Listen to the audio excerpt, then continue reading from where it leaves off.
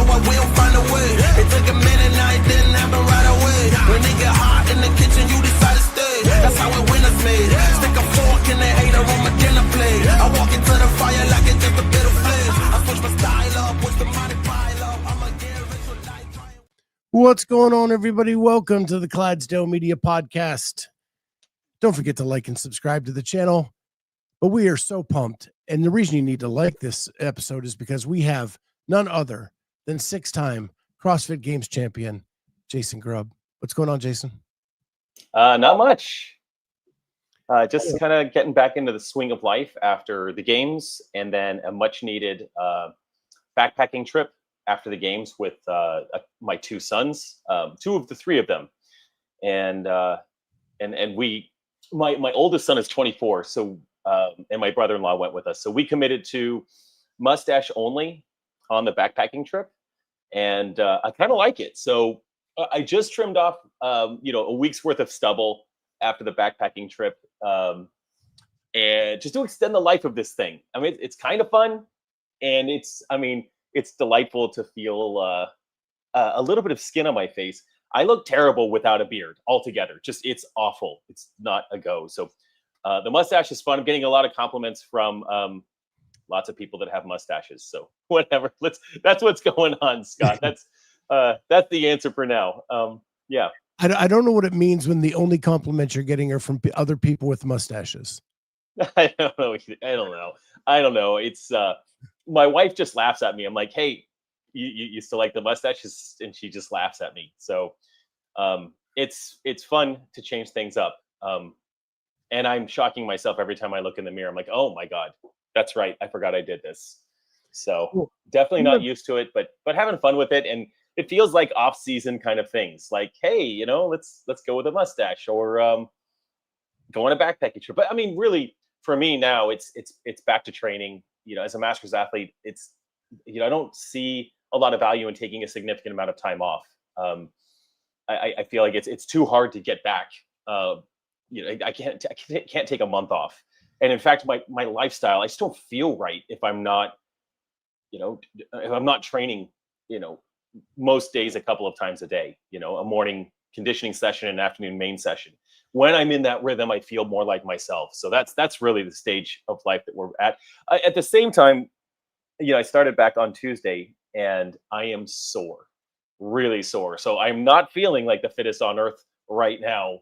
I'm feeling like the sorest dude on the planet. I can barely walk from just doing some squats on Wednesday. Not a big deal, but whew, I'm in a chair and I'll be here all day, or at least till my next training session. Yeah. What I love about the stash, us dudes, like, women can change their hairstyles like every 6 months. They can do kind of stuff to change the look. As dudes, we don't have those options as much. And it's really, It comes down to facial hair. I just never had the thick, like, Magnum mustache like you have. Like, I could do the goatee because mine's just a little bit thinner. And now mine's just all white. So now I just look like Santa. But I'm envious. You got the Thomas Magnum full mustache. Yeah. It takes work. It takes a lot of work. Actually, so 2 weeks before the games, I went and got a haircut, and I always get my beard trimmed and do all that with the same barber. And I was like, hey, I got to have a mustache like a week after the CrossFit games. And so he's like, okay, so we're not trimming the mustache. We're going to let that get a little bit thicker, which is kind of fun. And then, so at this point, it's actually growing in. It takes, like, the beard mustache is different than the actual mustache. The beard mustache is short, it's all trimmed, but this one is, it's legit and getting thicker. In fact, I got a reach out from Fit to Surf. If you know Evan Slaughter, he's a bit of a comedian on Instagram and on X, and he does fun parodies of CrossFit. He's a bigger guy, so he likes to make jokes about being a guy who's he always starts out his reels or something like I've been training for a marathon for about 2 weeks now, and then he goes into talking about how you should train for a marathon. He's just kind of one of those guys, and he has a gorgeous mustache. I mean, just beautiful. I think he's a guy that's had a mustache for a long time. And, he was like, hey man, you got to let that grow out. You got to let it get thick. So it's fun to get advice from, respected mustache holders out there. And again, it's better than nothing. Nothing is not good. A full beard is fine. This is what we got going on now. And again, if I can make a few people smile because they're like, dude, you look ridiculous, that's fine. I'm okay with that for now. Yeah. And the beard will grow back. The beard was almost back this week, and I literally trimmed it just the other night just to, again, extend the lifespan of this monstrous mustache. All right. Well, we're done with the mustache talk. I want to dive into a little bit of CrossFit, and literally about a minute and a half before we went on the air, the Barbell Spin released some news. And so I wanted to get your take on this. This won't be a lot of time, but I'm going to share my screen. And so CrossFit, Barbell Spin has announced that they have discovered that 2026 CrossFit Games big picture plan to be announced next week. What I would like to ask you is, do you think the age groups will be involved in this plan, or do you think it'll just be the elite CrossFit game season? Man, it's such a good question. I know that the Legends team is looking for consistency. I know that I don't know this, but after talking with them, I got a pretty good feeling that they would love to be in Columbus again. Just out of the consistency, when they change cities every year, they've got to rebuild from scratch everything they're doing.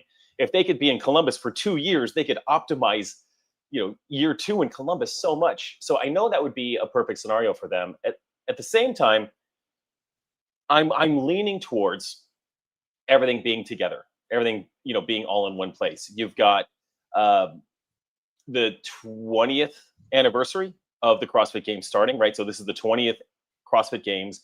It's back in California, which is interesting, with CrossFit having this idea of being able to go around the globe. And yet now we're back in California. That feels like a return to home, a return to the roots.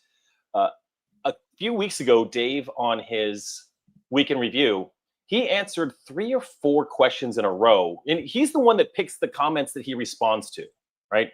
And he mentioned 3 or 4 of them in a row about, people saying, hey, I wish everyone was back together, loved the festival feel. And he didn't hint anything. He said, yeah, we really like that. It's always something we can consider. Even if we don't do it in the long term, we could do something all together. He talked about the complications of that, of course, being that when they do that, they almost have to rent 2 weekends at a location. So they've got the prep work of the weekend before, then they might have age groups and adaptive, maybe go first during the week, and then the elites go later in the week and the teams. So he talked about some of those logistical complications, but he didn't rule it out. And he brought it up. I mean, he answered that question, and he answered it 3 or 4 times, or at least said that 3 or 4 questions were about that. And that gives me kind of a bit of a hint there.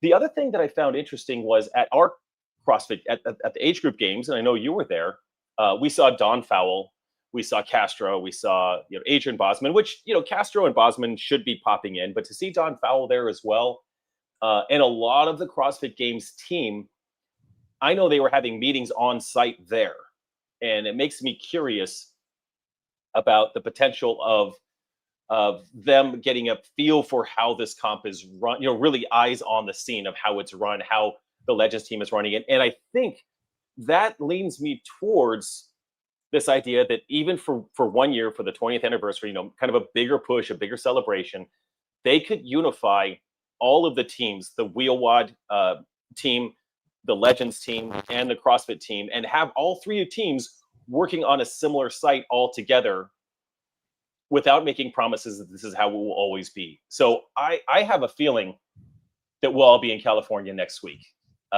Again, I talk with the Legends team quite a bit. We are the title sponsor or the programming sponsor for the Legends Championships. We have lots of conversations around that, but I will tell you that they are very compartmentalized. We don't get any secrets. They are very good at not sharing things that they can't share. but I mean, I'm maybe part of that is a hope that we're all together. Like that would be really fun, and I think they could pull it off in a more efficient way, having these two outsourced teams that have ran their own CrossFit games for the past 2 years.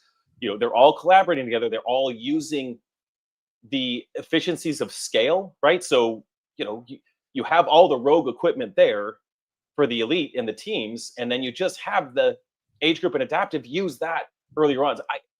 I mean, like they used to do.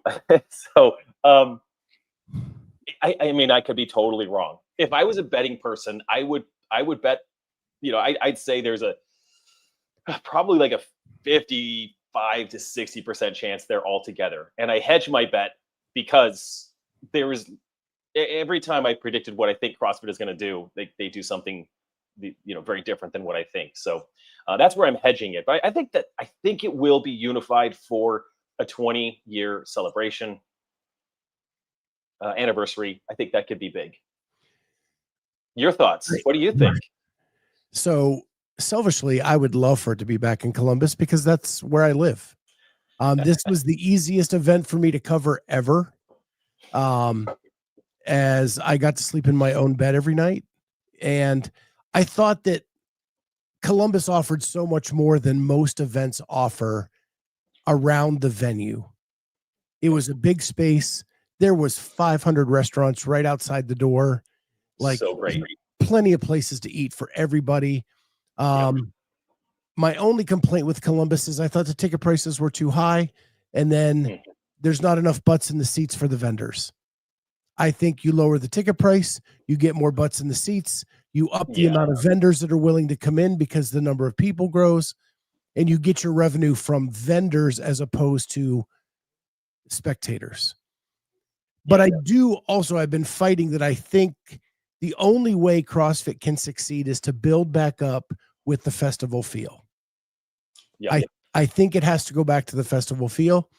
So from a non-selfish point of view, I do think it's better if they're all in one place. You get to sell those festival tickets at under $100 for people to come in, watch together at the beer garden, watch together on the big screens. And then those who want to pay the upper price to go into a Coliseum to watch the finals of events or whatever, they can choose to do so. So I like the idea of the festival feel back. I hope it's more than just the 20th anniversary. I don't think we're ready to go overseas. I think in our head, we think we're bigger than we are. And I think we have to grow it back before we even think about going overseas at this point. Yeah, I mean, I agree. I think the enthusiasm overseas is amazing. And if they were to do something like that, they would fill stadiums. But I agree with you. I don't think that the sport is mature enough or quite ready for that. And yeah, I agree. The Masters games were in Alabama last year, Birmingham. I got to sleep in my own bed in 2024, and that was nice. And I did very much like Columbus. I would love going back there, but California is actually kind of a pain to get there from where I'm at. But I'll go. I mean, I'm a fan. I'm a fan of the sport, and I think one of the biggest challenges when CrossFit broke apart the festival feel and they broke this off into these branches, a couple of things happened. On one hand, vendors that had multi-year contracts, really got hammered by that, right? You would typically have when you have Masters Adaptive, you've got 500 athletes. I'll just talk about age groups. You have 500 age group athletes plus their families, and a good amount of them staying into the indie event. You have that much more foot traffic for vendors. And so when you have vendors that have spent hundreds of thousands of dollars to build these huge, massive booths and these activations, and then you cut the attendance significantly. Dallas, the attendance was very different than what I experienced in, or Fort Worth. I'm sorry, was very different than Madison. And Albany, I think, was quite small as well. I couldn't get up to Albany this year. So you have vendors that were really frustrated by that. I know some of the sponsors I've worked with had some big frustrations there. On the other hand, when we did separate that into individual categories for Masters, last year I could have a booth for Boulder Athlete in our, like, our first year sponsoring anything. We could have a booth at the Masters Games and afford it. So, we didn't pay $100,000 to have a booth last year. This year, our booth was 3 times the investment than it was last year, but we were happy to invest in organizations and situations that are investing in Masters. So whether it be the Legends Championship or the Masters Games, like we're there. When it's all together, that vendor fee and that vendor location becomes somewhat out of range for small companies like us. So there was, I do like that we can bring Boulder Athlete to our specific target demographic, Masters athletes. So we like all that. So the man who broke the story is in the chat. Barbell spin. Can all the divisions fit inside the Chase Center? And I think you said it would be one weekend of Masters adaptive into another weekend of elites, I think is the only way it would work. I mean, yeah, I think that, or historically what they've done is they have Masters go Tuesday, Wednesday, Thursday, and then have the elite go Thursday, Friday, Saturday, Sunday, or Friday, Saturday, Sunday, just like that. I mean, they've 3 days during the week of us, which is not optimal, but it's fine. We're already taking a week off from whatever our lives are anyway. So, 3 days of Masters age group adaptive, and then 3 days of indie and elite. The challenge certainly is when you're working with Masters, and they did this in Madison, they worked it out just fine. And again, they had Northfield and the stadium, or the Coliseum, right? And with Masters athletes, you have something like 14 different divisions, between 35 to 39, all the way up to 65 plus, male and female. This is a huge amount of athletes. And one of the concerns for me is that when they consolidate this, they cut the qualifiers, the amount of people way down. At one point, we had 10 per division, male and female, at the games. This was, 2019, I think one of the 2023, 24, I can't remember which ones, but when we do have our own competition, we can have 30 to 40 in each division, and that's significant. So my biggest concern is, can we get a similar experience that we have with this many qualifiers, this many athletes able to participate at the CrossFit Games, like a dream come true situation for them in the Chase Center? And maybe that goes back to what you said. Maybe it is 2 weekends, actually. Maybe they just bite the bullet and they do it in 2 completely unique weekends. The glitch with that, so from a business perspective, now that I say that, less chance we're not going to. Yeah, exactly. Yeah, the carryover doesn't work. But Tuesday, Wednesday, Thursday, then Friday, Saturday, Sunday, there's nothing better for most of us athletes that compete earlier in the week than sitting back and enjoying watching the indies go, right? Our competition is done. We've got our medals, or we're sore, we're walking around, but we are there to watch the indies battle it out and do that. So the Chase Center, I have no idea, but if they can do our competition with and you were there with teenagers and Masters athletes in one floor of a convention center, and really we had 3 competition floors. I think they had 4 competition floors, but they consolidated it to 3. They can figure it out. It's not hard, and we can still have a competition like we had, which was incredibly well-rounded this year compared to last year. So it's doable. Longest answer possible. Sean in Oregon asked a question: would be cool if everyone had the same workout so we could see apples to apples comparisons of performance, scaled appropriately, of course. That'd be amazing. We'd love that. I think the one problem you're going to run into with CrossFit is they want to keep something secret for the elites. And if you do it ahead of time, then they know. But you could do, I know the swim workout from 23 at the pool, where everybody did the exact same workout. It was cool to compare the numbers. Even if they did a handful or 2 or 3, it would be a cool experiment to kind of totally agree. In 2019, we did the ruck run. Remember, Matt Frazier lost a sandbag out of his ruck. That was we did the exact same weights. We did the exact same run. So that was super cool. trying to think any other. I mean, we all did the swim. Every division did the swim, and that was really cool.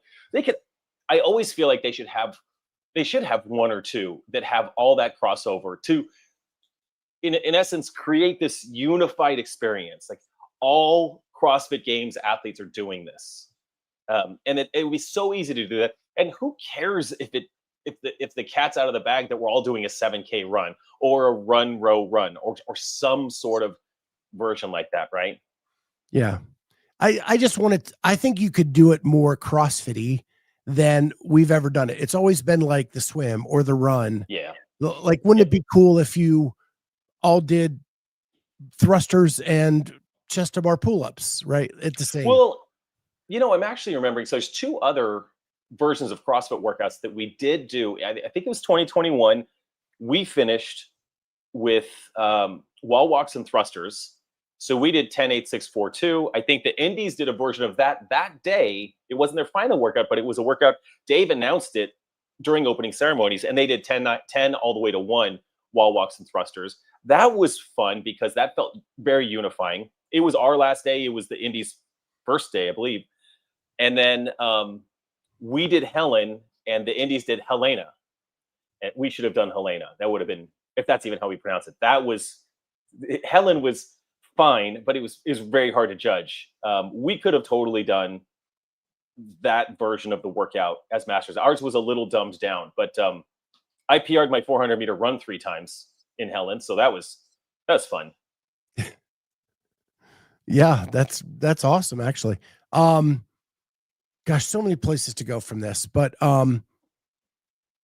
anyway, so not only are you an athlete, but you own Boulder Athlete, which is pretty much, and for lack of better terminology, the biggest training camp in the Masters division. Why did you create Boulder? And then we'll get into some other things. Yeah, I certainly didn't set out to create Boulder. I was with another training camp at the time, and I really felt like we could lean into Masters more.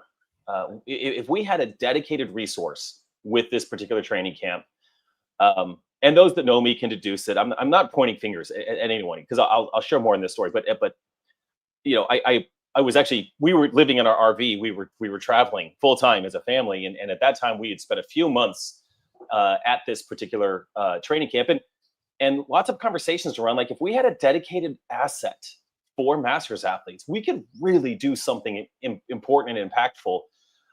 Really make Masters athlete. We could grow this Masters athlete community if there was a dedicated resource, and with that, a way to support that resource, like via a salary or anything. Like I'll just say that it was asking for a bit of a salary or something, so that I was proposing I would do that for this training camp, and what that would mean is I would stop doing everything else I'm doing, and dedicate everything to that, and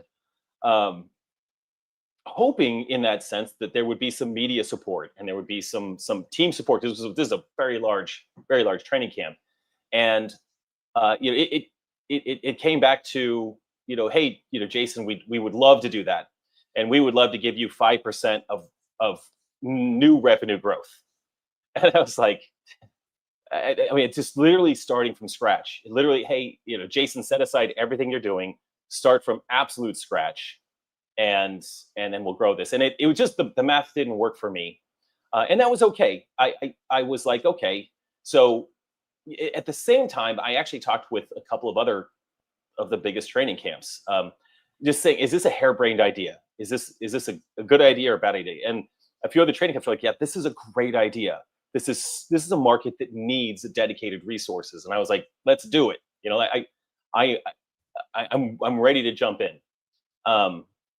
And whether or not I was the guy that I got essentially the same kind of offers, like, hey, we'd love to do this. We're all in on this. We would love to give you, starting from scratch, but a little bit of revenue based on growth. And again, that's not, I wasn't seeking the world. It just wasn't the right fit. None of those were the right scenarios. And that was a good thing at the time. And I mean, just as you're saying that, like, if you're putting all that work in from scratch, why would you want to do that for someone else when you could do the same thing on your own. That's correct. And my biggest fear at the time was I don't know how to program.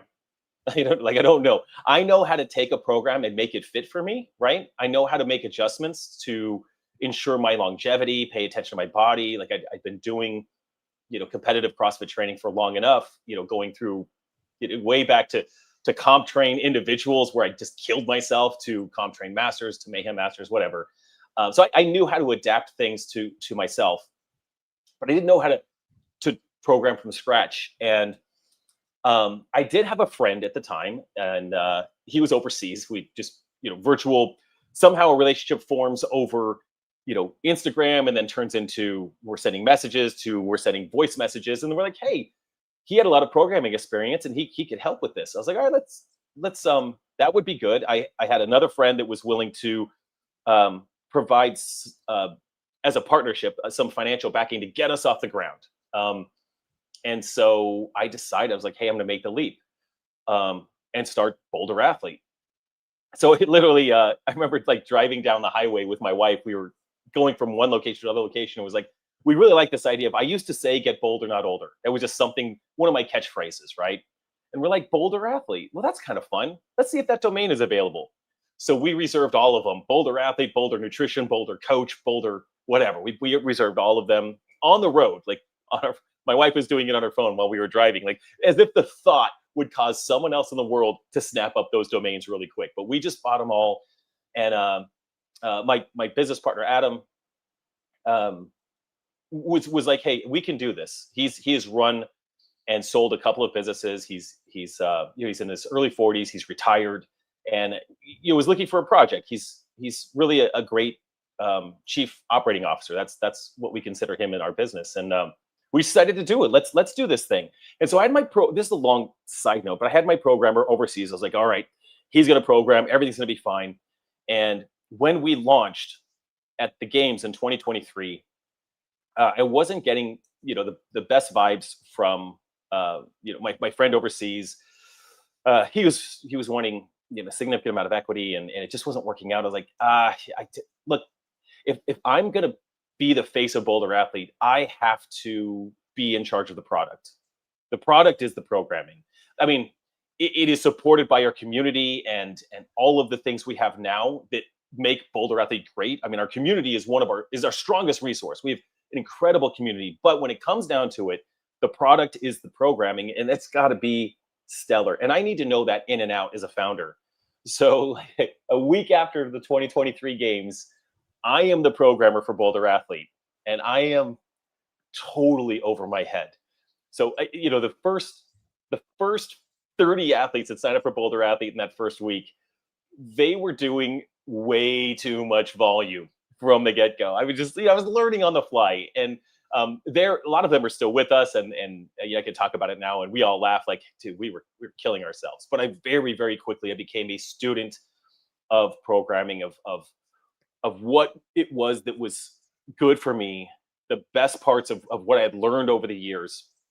And within 6 months, I think we had programming very, very dialed in for masters athletes.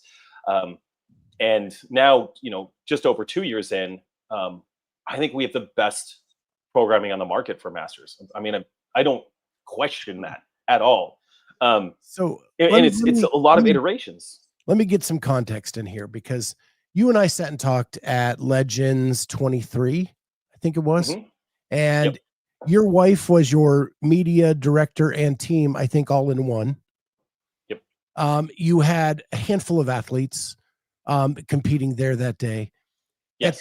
Fast forward to the games this year, you have a massive booth with recovery tools, and you have commercials running during the broadcast. You have grown significantly in those 2 years. There's a question in the chat. How big is Boulder now? We're over 700 athletes now. Dang. Yeah. That is impressive. Yeah, we're very excited. Our goal at the end of the year is 800. I think we'll surpass that. And if we could get to 1,000 athletes by the end of the year, that would be be really, really great. Be really great. So And with you're right. all the- We in 2023 we're scrapped together. Yeah, my wife and I were wedding photographers in our former life, so she was our primary photographer at Legends 2023. We had pressed. We have our own like a direct transfer press that we bought on Amazon. We had pressed custom shirts for all of our athletes there. So we had maybe 13 athletes, custom press shirts. I still have my Legends shirt from that year. It's actually really great. But we've been scrappy since day one. You know, in 2024 at the Masters Games, we had our first booth, and I remember, I've got this small team with me now. Our leadership team is me, Adam, Josh, and Aaron. These are all three tech guys. They're high level tech guys. But I remember when we were putting the booth together for that, we had written a check, and we're like, we're doing a booth at the games. What do we do? And all I could think of was like, well, we'll do recovery. I think that makes sense. We'll do kind of a recovery booth. So in 2024, we had Penguin Chillers came out, and they brought, Ice Barrel couldn't commit, but Penguin Chillers brought their own ice barrels, their own chillers.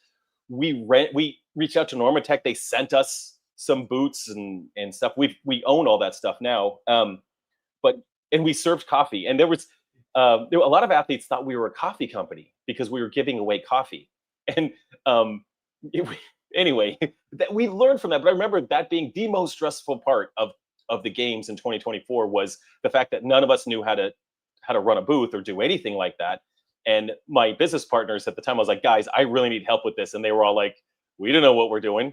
I'm like, okay, I guess I'll take it. And we did. So we had a booth there. We had a booth at Legends 2024. And then now in 2025, we learn quickly. We've learned as a team really quickly how to take care of our athletes. And if you were at our booth, what was great is you have Adam there,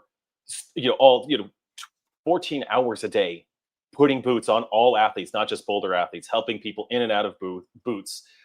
We have the chiller people there all day, every day, making sure that everybody can get in the cold plunges. It was super busy. And I loved that feeling. I loved walking by our own booth and having it feel like when you walk by an Apple store at a mall. You're like, why? How is it so busy in there? A sense of pride in that. For me, this games was like I was all out focused. So I'd walk by the booth, I'd wave at everyone on my way to the hotel room to recover. You saw how serious I was. I was very serious at these games. And but our team is huge. I couldn't do this by myself.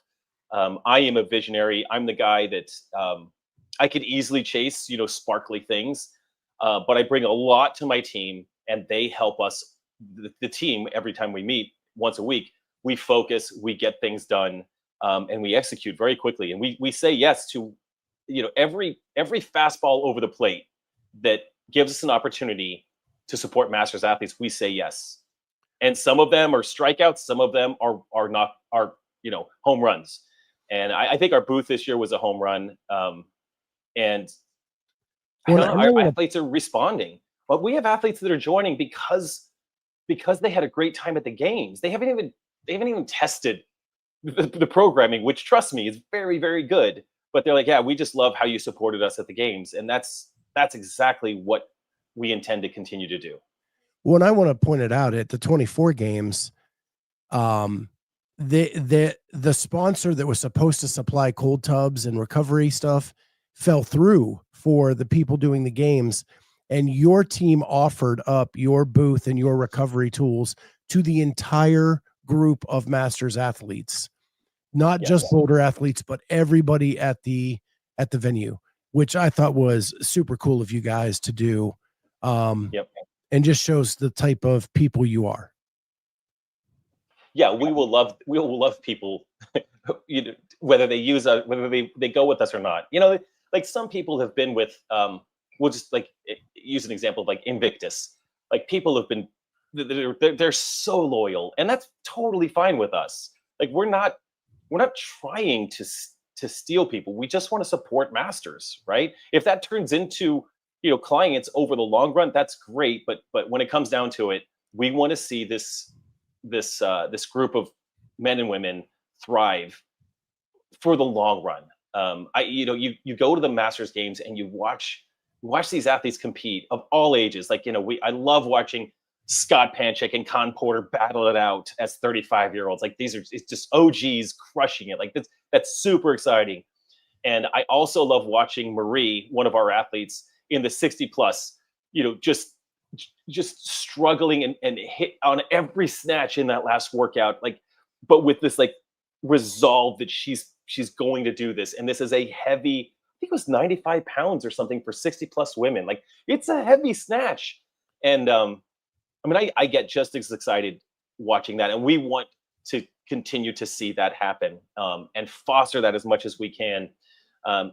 We know that that'll pay dividends in the future for business. That's fine. But really, it just feels good and it feels right to be supporting Masters athletes where they're competing. And we MFC is coming up in a couple of weeks. We're not a sponsor, but like, all hands on deck. Our team will be there to supporting over 50 Boulder athletes that are competing there. Obviously, we're doing the same thing at Legends. Fittest of the Coast is in the spring. We had something like 30 athletes there last year. We will go wherever we can within reason. And for me, it's weird because I'm not competing anymore in 2025. I can't compete at Legends as the programming sponsor. I'll know the workout, so I certainly can't compete. So I'm not. I have a follow. I want to go down that path because here's the one drawback of Boulder Athlete and we've said this about other people in the elite division who do a lot of programming for competitions. Yeah. There's now, because Boulder has grown so much, and you have mentioned you were doing the programming for Legends, which is probably one of the top 3 events in the Masters division for the year. 100%. And does that bring a conflict of interest? I know you are not competing, but you have 800 athletes that do your programming. Yeah, that's a great question. One, everyone should just join, and then you won't be surprised. Not really. So with the programming sponsor, be clear about Legends. We're the programming sponsor, and that means that I get to help influence the workouts that Joe creates. Right? I don't write the workouts. I don't have to love all of the workouts, but Joe and I will collaborate on the workouts with the idea that there will be some things in there that feel Boulder athlete like, and that's it. We don't take over the programming in any way, and that's it's a shared responsibility. It's something that's kind of fun that we can influence. But when it comes down to it, the idea is to create a test that's well-rounded, that a well-rounded athlete should be able to thrive in. And that's, honestly, that's the program. My programming isn't overly biased. I'm not trying to create gymnastics ninjas, even though I'm great at gymnastics. It's to create incredibly well-rounded and over-prepared athletes, over-prepared for whatever comes in competition. So when it comes to like writing or influencing some of the programming in a large competition, it negates me from competing because I would know the workouts. Obviously, that's not fair. Athletes in Boulder Athlete will not see any major biases or changes between now and Legends that would favor them doing well at the Legends Championship. And you could study. I could open the book to you as almost like an audit. Like, hey, look at the program we've done for the last 18 months. And watch it continue in this same flow and pattern through Legends, through the games next year. And regardless of who programs and what's programmed, our athletes should be well prepared. But you bring up that point, like, let's say well, and I want to we were going to introduce let's say that we were going to introduce a pig flip at Legends. I can just use that because we're not introducing a pig flip at Legends. Okay, not that I know of. But if I just started introducing massive amounts of tire flips or pig flips or something like that, or pegboards. I was like, all of a sudden Boulder athletes are all doing pegboards and it's all showing up in social media and then it shows up at Legends. That gets a little bit weird, right? Yeah. So I don't see weird, unique things like that happening. Should you expect handstand push-ups at Legends? Like, probably. Should you expect a snatch or clean and jerk? Or swim, or run, or carry things, or do CrossFit? You should expect all of those things. Yes. But that's my answer, and it may not be 100% satisfactory, because when it comes down to it, everybody and anybody will have their suspicions that if a training camp knows the workouts, there's going to be some sort of leakage into the programming. And I'm just kind of a routine based guy. I program things well out in advance, and the idea behind the Legends programming for that championship is to create, a well-rounded test. Like the game should be a well-rounded test. Like people's training should be well-rounded. So it should all, in theory, flow like butter. Well, I don't know what the right and phrase the is there, but the facts are that you are investing in the Masters division more than anyone else. And so, and because of that, that has helped your growth, but you also are going to be an influence anyway, because you are deeply invested in this division anyway. I'm a student of the division. I think of it that way too. When we're training for the games, or we're training for any kind of a competition, last year training for Legends, we're studying what Legends has put out over the past couple of years, and training to prepare for Legends. Legends tends to be one of those competitions that's almost as hard, if not more challenging, than the games. Or at least that's been my experience over 5 years, 2020 through 2024 at Legends. I come away from there thinking like that was such a challenging test. It tends to be heavier, and maybe that's a bias of Joe and Bob when they program Legends. It's they bias things a little bit heavier there. But where am I going with that? All that to say is that if you're preparing for a competition, you study what's been delivered in the past. Another example would be like MFC. MFC tends to use heavy sandbags. Like I was a 47-year-old doing 200-pound sandbag cleans at MFC in 2024, I think, or 2023. I can't remember. 2023. I was like, this is a heavy sandbag. I will never get caught off guard again. If I'm preparing for MFC, I'm using heavy sandbags. So boulder athletes that are preparing for MFC right now are having a dose of 200-pound sandbags. You become a student of the sport. You become a student of the trends you see. And I guess that's another example of like, whether it's Legends or Fittest of the Coast or MFC or the Fittest Experience or Monster Games, you study what has historically been put out there. And again, it's all just CrossFit, but you can kind of like, okay, we're gonna use 200-pound sandbags. Let's practice that. Or getting ready for the games, like we have seen pistols at the games. Maybe we should practice pistols. And then they throw out weighted pistols at us. Like, holy crap, we may never see that again. But next year we won't get caught off guard. We'll be practicing weighted pistols. So well-rounded programs should pay attention, should be students of the game and students of competitions. That's what I do. Seema jumps in with a great example. Should you know how to do triple unders if Boz is programming? Yes. Everyone has a bias. It's fine. Right. And Boz is programming. It's like, here we go. We're going to do some pirouettes on our hands. We're going to do triple unders, maybe double crossovers. I don't think we'll see those kinds of things for Masters. But if Boz were programming, let's just say like, hey, they have a guest programmer for Legends and his name is Boz. We're probably going to practice some stuff like that and not be excited about it, but we will. Some of the higher skill, I actually don't want to call them circus tricks, right? Because they're not, but they're high skill. They're high skill stuff. But that's what it require practice. He was trained in the circus. That's what I know. Maybe that's where I came from. I thought about that. But pirouettes up on a box. I love that kind of stuff. Like I absolutely love it. But you are dealing with really high skill and a little bit higher danger stuff. But yeah, if Boz is doing it, or a few years ago, Mayhem programmed Legends Championship. You're like, okay, Mayhem. Can we expect GHDs? We should probably expect some significant volume GHDs or ring muscle-ups. What do you typically see from Mayhem? And sure enough, at that competition, I think we had an event that started with 75 or 90 GHD sit-ups, something like that, which is a lot for Masters. But that's something that, and that's where I want to say, like, boulder athlete. Where will the boulder athlete flavor be? Well, I would say that, boulder athlete on 3 days of the week, Monday, Tuesday, and Friday, we open up our training on the compete and elite side of things with gymnastics endurance, we're pairing a high skill gymnastics movement with complications. So a complication would be like, let's say like Tuesdays would be pressing overhead. So we might have handstand push-ups combined with echo bike, because that's going to mess up handstand push-ups, or double unders, or wall walks. And what was fun at the CrossFit Games for Masters is we had a workout that was handstand push-ups, echo bike, and double unders. And so many athletes sent me a message saying, "Hey, this is our Tuesday." I'm like, "I know, this is a Tuesday workout, 100%.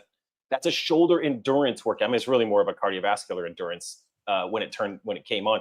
But that's something that we pay attention to. You know, on Mondays we often do ring muscle-ups combined with some sort of complication. And if I can bring a little bit of that interestingness to Legends, that would be kind of fun. But that's not something it shouldn't throw a wrench in anything. You should always expect to have to do higher skill gymnastics under fatigue. But we practice that at Boulder. We practice it 3 days a week as our opener. Like, that's just kind of how we warm up. So my thoughts on that. That would be. So I want to move into a different direction because my lunch hour is coming to an end. I could have you on for a couple hours because I mean, it's so fun, right? We could just chat. Dave, in his weekend review a couple months back, kind of leaked this idea that there may be an in-person way for the Masters athlete to qualify for the games. I wanted to get your thoughts on that. Yeah. So I've heard a little bit about that. I know who's pitching that to Dave. I was copied on that communication, and what I do know is that Dave was receptive. And I believe they've had 1 or 2 meetings already. I believe one of those meetings was at the CrossFit Games. And so it's looking like having a couple of meetings are all steps in the right direction.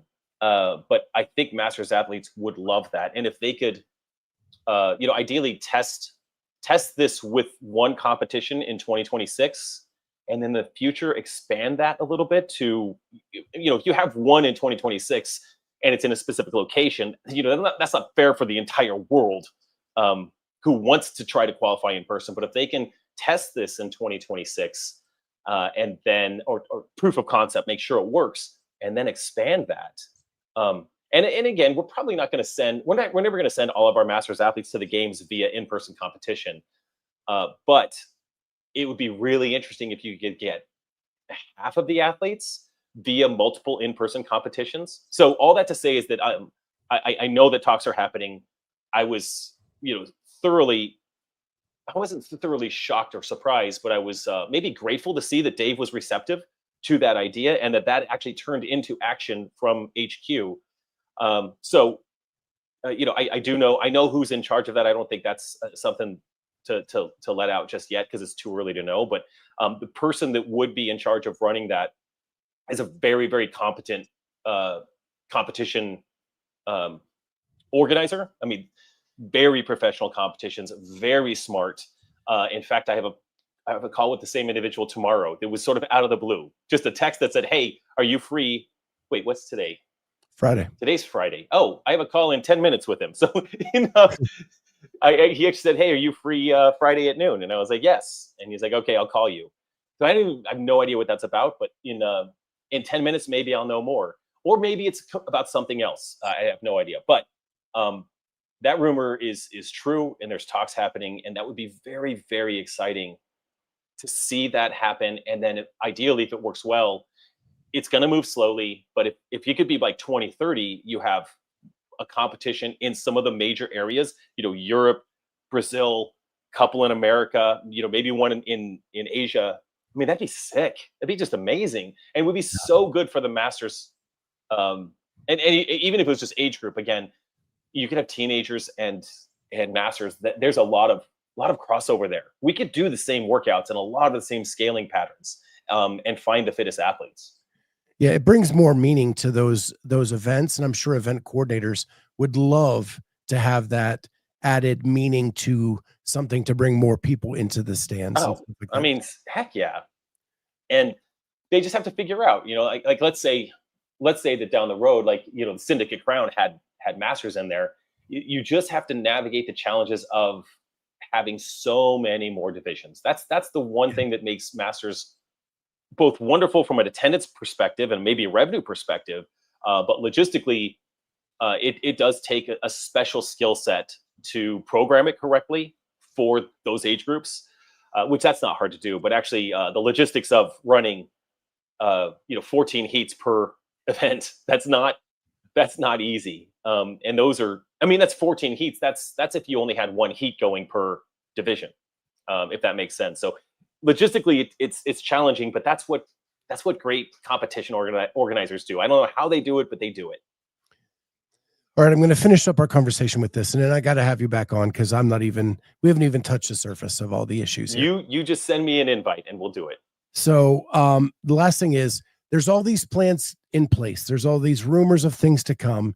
And then you have this thing called the sale of CrossFit, that who knows what kind of wrinkle that is going to bring to this whole thing. You as a business owner in the space, as a 6-time games champion, how, and other people as prominent as you in the elite division have put kind of their flag down saying it has to be this way or else. What are your thoughts about the sale, and can you make any plans going forward? I mean, we move forward with things continuing in a similar fashion, right? What's nice is that it's not that our entire business doesn't hinge on the CrossFit Games. My entire career doesn't hinge on the CrossFit Games. There are multiple other competitions that are very, very satisfying.